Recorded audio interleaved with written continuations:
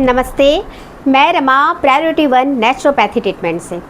जब कभी हमें काफ़ी टाइम से दर्द हो रहा है, बहुत दिन से हम शरीर के जॉइंट पेन हो या बैक पेन हो या घुटनों में दर्द हो, काफ़ी टाइम से हम परेशान रहते हैं, तो वैसे कंडीशन में आप तो हमसे ट्रीटमेंट ले ही रहे हैं और हमारे द्वारा बताया ही गया है कि डीआईपी डाइट को कैसे फॉलो करना है और डीआईपी डाइट को फॉलो करके आप घर बैठे ठीक भी हो रहे हैं। बहुत अच्छा रिस्पांस भी आ रहा है कि सुबह से लेकर के रात तक आपको कैसे क्या खाना है, किस हिसाब से खाना है और क्या नहीं खाना है, ये सब कुछ हमारे द्वारा बताया गया है और आपके अंदर काफ़ी इम्प्रूवमेंट दिख भी रहा है, जैसा कि आप हमेशा हमें बताते रहते हैं। लेकिन आज जो मैं कहना चाह रही हूँ ये हमारे आहार से रिलेटेड नहीं है।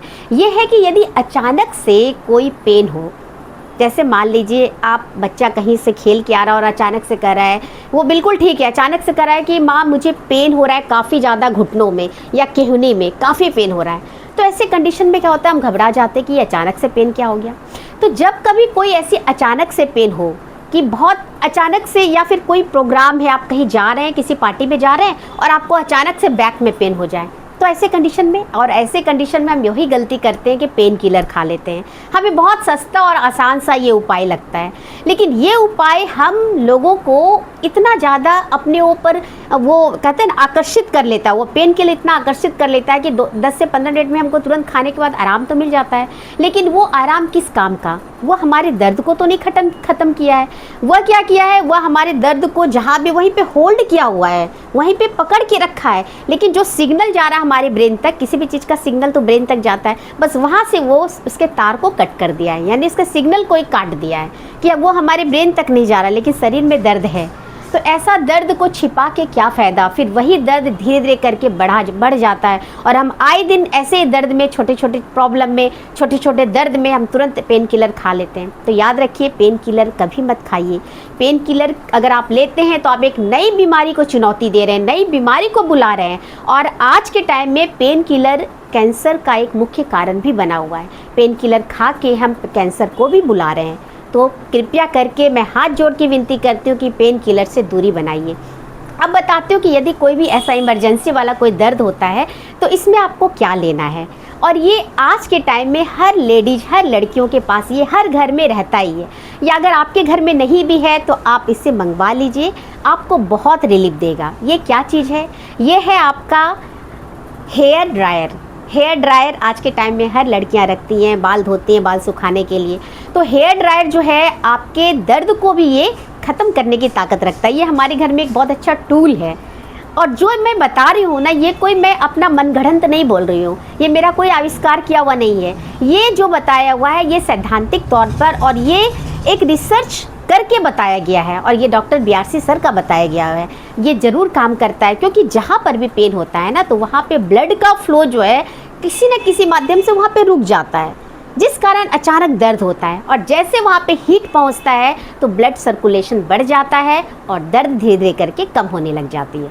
तो जैसे मान लीजिए हमारे बैक पेन में अचानक से दर्द हुआ, बस उसे स्विच ऑन कीजिए और हेयर ड्रायर लीजिए, वहाँ पे अच्छे से घुमाइए।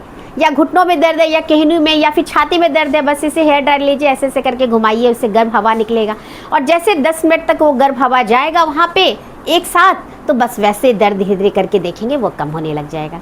और ये इजीली मिलता भी है मार्केट में, ऑफलाइन ऑनलाइन ले सकते हैं। 1000 रुपया 1200, इससे ज़्यादा ये मिलता भी नहीं है। अगर मान लीजिए वो हेयर ड्रायर भी आपके पास नहीं है तो अब क्या करेंगे? तो बस वही करना है, गर्म पानी का सेक देना है, वहाँ भी हीट ही पहुँचाना है। आपके पास अगर हॉट बैग है तो हॉट बैग से में गर्म पानी करके सिकाई कीजिए, या नहीं तो बॉटल में, किसी कांच के बॉटल में गर्म पानी करके सिकाई कीजिए।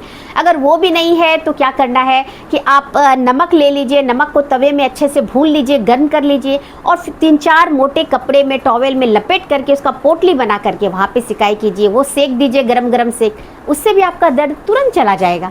तो कितनी आसान सी चीज़ है, जहाँ पे दर्द है वहाँ गर्म सेक देना है, बस ठीक हो जाएगा। और एक बात कहना चाहती हूँ कि कभी कभी गले में भी प्रॉब्लम होता है, कि गले या रेस्पिरेटरी ट्रैक में सांस लेने में, या मान लीजिए कोई ऐसा हमारा प्रोग्राम है जिसमें हमें गाना गाना है और हमारे गले में अचानक आवाज़ नहीं आ रही है, गला बैठ गया है या किसी तरह का खुशखुशी टाइप का हो रखा है, तो क्या किया जाए? तो वहाँ पे आप स्टीम ले लीजिए, गर्म सेक स्टीम लीजिए, किसी पतीले में गर्म पानी कीजिए, उसमें 1.5 चम्मच जितना हल्दी पाउडर डालिए और फिर उसका जो स्टीम निकलेगा, भाप निकलेगा, उसको अपने टॉवेल से ढक लीजिए। नाक से 10 बार सांस लीजिए, मुंह से छोड़िए, मुंह से सांस लीजिए 10 बार नाक से छोड़िए। ऐसे करिएगा तो वो क्या होगा, अल्टरनेट करके जो भी रेस्पिरेटरी ट्रैक्ट में प्रॉब्लम आ रहा है, गले में जो भी आ रहा है प्रॉब्लम हो रहा है, खुशखुशी हो रही है, सर्दी है या खांसी है, जो भी है जिस कारण आपकी आवाज़ दबी हुई है, वो तुरंत खुल जाएगा। या फिर आप एक काम और भी कर सकते हैं कि हल्दी पाउडर की जगह आप नीम का तेल भी डाल सकते हैं। 1 से 2 चम्मच नीम का तेल डाल दीजिए और फिर उससे भी आप स्टीम ले सकते हैं।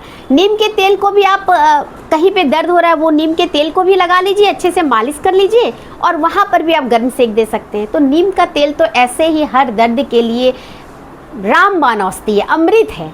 तो ये आप दोनों काम कर सकते हैं। तो आज का टॉपिक मैं इसलिए बनाई इस तरह का कि अचानक पेन हो जाए तो हम क्या करें, घर बैठे कैसे ठीक हो सकते हैं बिना किसी दवा के।